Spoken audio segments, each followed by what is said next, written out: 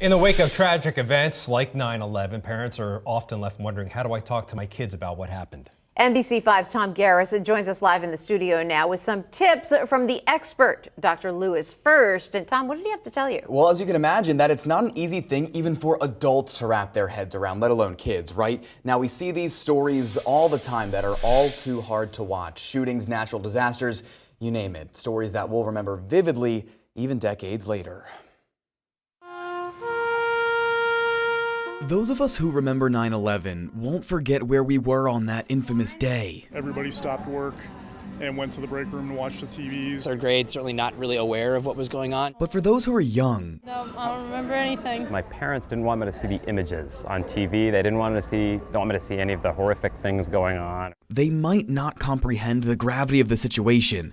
After tragic events, whether 9/11, Hurricane Katrina, or mass shootings like El Paso, kids are going to have questions. These are sad, tragic situations. Dr. Lewis First at the University of Vermont Children's Hospital says if you're seeing images on TV or online that stress you out, My advice is children shouldn't be watching that with them because they're going to be just as stressed, if not more so. the way to go about it is to listen to those questions, be truthful, and focus on a message of positivity. It's a time when children may be fearful for their own well-being. Show your children how safe the home is, what you've done to keep the home safe, what's being done in the community by police and fire departments to keep a community safe or a state safe. He says to ask kids what they've heard at school, especially if you notice changes in behavior or mood after one of these tragic events. A great strategy, for example, is to tell your child, let's do something about the aftermath of what happened. It might mean gathering supplies or food to send to those who need it. That may help kids feel more in control at a time when many of us feel anything but. As a parent, I think that's what you worry about is